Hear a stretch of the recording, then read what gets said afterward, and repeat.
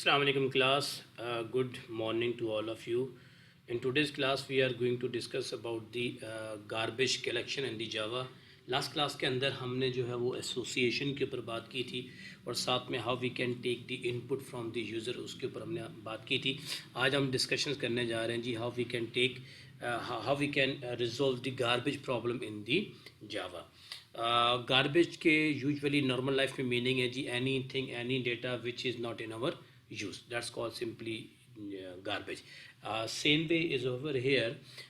यहाँ garbage का मतलब है जी कि all those variables or all those objects which we declare during the programming and we do not use them for a long time, so they act as a garbage for us.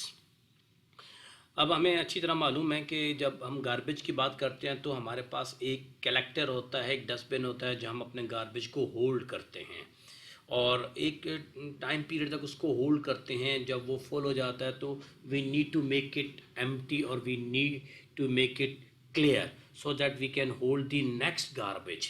तो इसी तरह हमें जो programming के अंदर जो हमारा garbage है वो एक पर्टिकुलर एरिया में स्टोर किया जाता है और फिर उस एरिया को हमने क्लियर करना होता है ताकि अपकमिंग वेरिएबल्स को वहाँ पे स्टोर किया जा सके.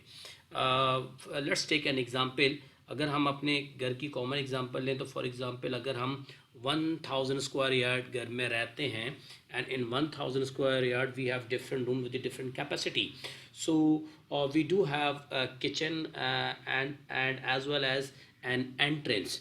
सो पूरे घर के अंदर kitchen and the entrance they are the places which are in the most usage.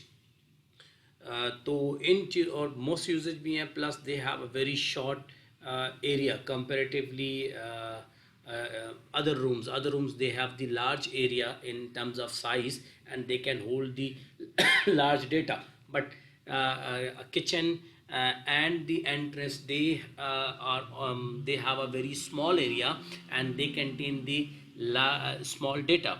So चूँकि पूरे घर के अंदर सबसे ज़्यादा ऑपरेशन जो है वो we can perform in a kitchen, so we make it very effective and efficient. So if job is going on is an operation is going on in a kitchen, so we need to make it first finish and then we can start the upcoming one. तो इसी तरह अगर हमारे पास entrance में अगर दो बंदे खड़े हैं या कुछ डेटा रखा है तो जब तक हम उस एंट्रेंस को क्लियर नहीं करेंगे हम डेटा इन या डेटा आउट वहाँ से कर नहीं सकते.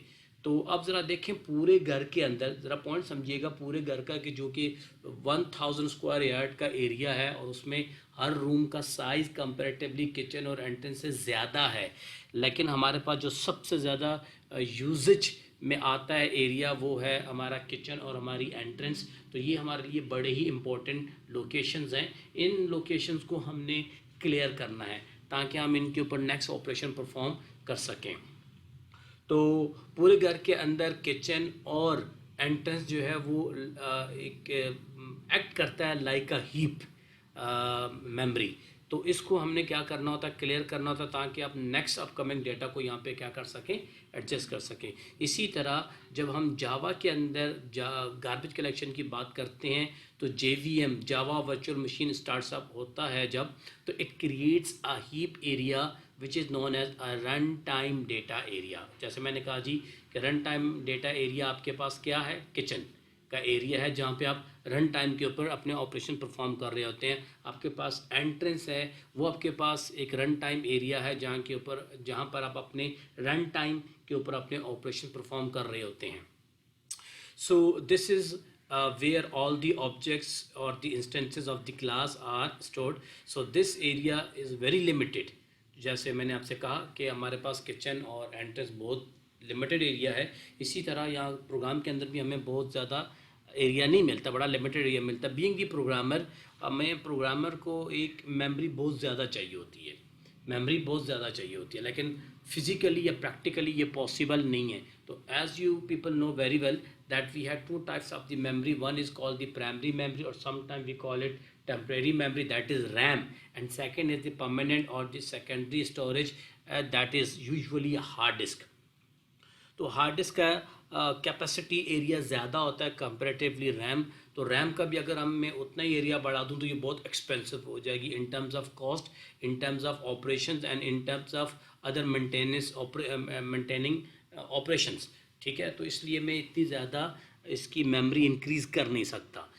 सो जो भी हमारे पास एक लिमिटेड एरिया है रैम का, उसी में रहते हुए उन्हीं रिसोर्सेज को यूटिलाइज करते हुए हमने अपने ऑपरेशन परफॉर्म करने होते हैं।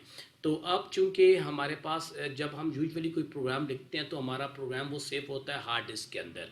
फिर जब हम उसको कंपाइल या एग्जीक्यूट करने जा रहे होते हैं तो हार्ड डिस्क से उस प्रोग्राम को लाया जाता है किसके अंदर, रैम के अंदर, और उसके लिए लोडर रिस्पॉन्सिबल होता है।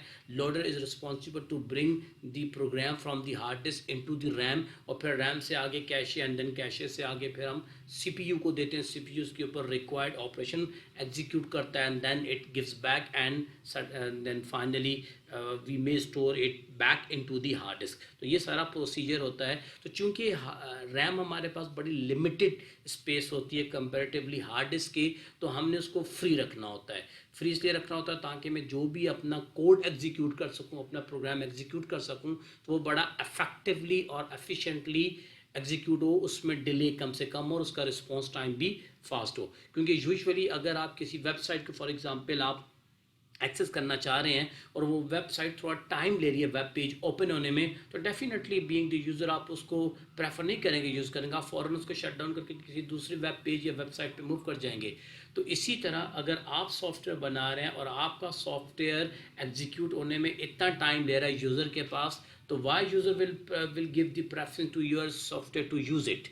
सो that's why we can lose the client and the user. तो इसीलिए हमने उस एरिया को क्या करना होता है, क्लियर करना होता है। तो that's why it is required to manage this area efficiently by removing the objects that are no longer in use. अब हमारे पास जावा के अंदर गार्बेज है क्या, इसको पहले समझ लें। तो जावा के अंदर हमारे पास गार्बेज वो तमाम वेरिएबल्स वो या वो तमाम ऑब्जेक्ट्स होंगी जो हमने डिक्लेयर तो किए थे ड्यूरिंग द प्रोग्राम, लेकिन काफ़ी लॉन्ग टाइम पीरियड से वो यूज़ नहीं हो रहे। जब वो यूज़ नहीं हो रहे तो वो क्या है, गार्बेज हैं। Because we all know very well जितने भी ऑब्जेक्ट्स और वेरिएबल आप डिक्लेयर करते हो वो सारे के सारे जाके अंदर मेमोरी में स्टोर होते हैं and they capture a lot of the space from the memory, so due to which we face shortage of the space in the memory. That's why we need to make it clear. So the process of removing unused object from the heap memory is known as garbage. अब सुने, heap कौन सा area है? Heap वो area है जिसके अंदर programme के वेरिएबल्स को या प्रोग्राम के डेटा को लाया जाता है, जहां उसके ऊपर रन टाइम ऑपरेशन परफॉर्म किए जाते हैं। डन, ठीक है। फिर अगर वो हीप वाला एरिया ऑलरेडी फिल्ड है किसी डेटा से पहले से, तो मेरे पास नए डेटा के लिए तो स्पेस बचेगी नहीं। तो मैंने उस हीप एरिया में से उन तमाम वेरिएबल्स को, उन तमाम ऑब्जेक्ट्स को जो काफ़ी लॉन्ग टाइम पीरियड से यूज़ में नहीं है, तो उनको क्या करना है, क्लियर करना है। उनको क्या करना है, क्लियर करना है। तो उन तमाम वेरिएबल्स को मेमोरी के में से रिमूव करने के प्रोसेस को हम बोलते हैं garbage collection, right? And this is the part of the main memory management which you might study in operating system or maybe in the computer architecture. Now, when does Java perform the garbage collection? So there are two reasons on the basis of that Java may perform the garbage collection. One, कि जब आप किसी भी object को क्या करते हो, declare करते हो, ऑब्जेक्ट या वेरिएबल को डिक्लेयर करते हो और उसके बाद आप उसको यूज़ नहीं कर रहे काफ़ी टाइम से। फॉर एग्जांपल अगर आप यहाँ देखें तो मेरे पास एक स्टूडेंट डेटा टाइप का एक वेरिएबल है जिसका नाम मैंने ऑब्जेक्ट रखा और मैंने उसको यहाँ पर डिक्लेयर करके इनिशियलाइज कर दिया with the help of the constructor student. Then next step में मैंने उसको क्या कर दिया, नल कर दिया। अब यहाँ यूँ देखें, मैंने ऑब्जेक्ट या वेरिएबल डिक्लेयर भी किया और अगले स्टेप में इसको क्या कर दिया, नल कर दिया, यानी मैं इसको यूज़ ही नहीं कर रहा। तो मेरे ऊपर वो क्या बन रहा है, बर्डन। इसको यूँ समझ लें कि एक टीम के अंदर मैंने एक प्लेयर को इनवाइट किया, उसके मैंने 11 प्लेयर्स के अंदर या 16 स्क्वाड जो है आपका, उसमें मैंने उसका नाम तो सेलेक्ट कर लिया और मैंने उसको एग्रीमेंट के तहत उसको पे भी किया, लेकिन उसको मैं खिला नहीं रहा, उसको मैं पार्टिसिपेट नहीं करवा रहा। तो वो मेरे ऊपर एक क्या हो जाएगा, बर्डन हो जाएगा। तो I need to make it clear, right. Second क्या है, when one reference is occupied to the another reference।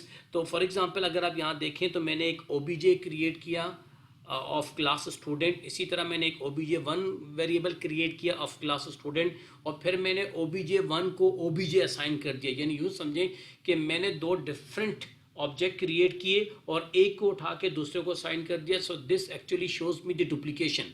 तो आप जितना भी रेप्लिकास बनाते रहेंगे, डुप्लीकेशन बनाते रहेंगे, ऑपरेशंस वही हैं, लेकिन स्पेस आपकी ज़्यादा क्या होती रहेगी, कवर होती रहेगी, जिसका आपको कोई एडवांटेज नहीं हो रहा। So to clear these, we do need the garbage collection, right?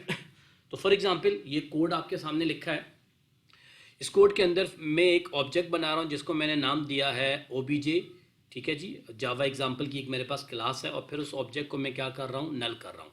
नीचे मैंने दो डिफरेंट किस्म के ऑब्जेक्ट्स क्रिएट किए, ए एंड बी, और मैंने अगैन ए को बी या बी को ए असाइन कर दिया, तो मेरे पास डुप्लीकेशन आ गई। तो ये दोनों स्टेप्स, दोनों लाइन ऑफ कोड मेरे लिए गार्बेज है। तो इनको क्लियर करने के लिए जावा के अंदर मैं सिस्टम पैकेज के अंदर एक बिल्ट इन फंक्शन यूज़ करूँगा जो कहलाता है जीसी, यानी गार्बेज कलेक्शन। तो जैसे ही ये मैं कॉल करूँगा तो मेरे जितने भी गार्बेज के वेरिएबल्स हैं उनको ये क्या कर देगा, क्लियर करेगा, और क्लियर करने के बाद इनको ये क्या कर देगा, थ्रो कर देगा, राइट।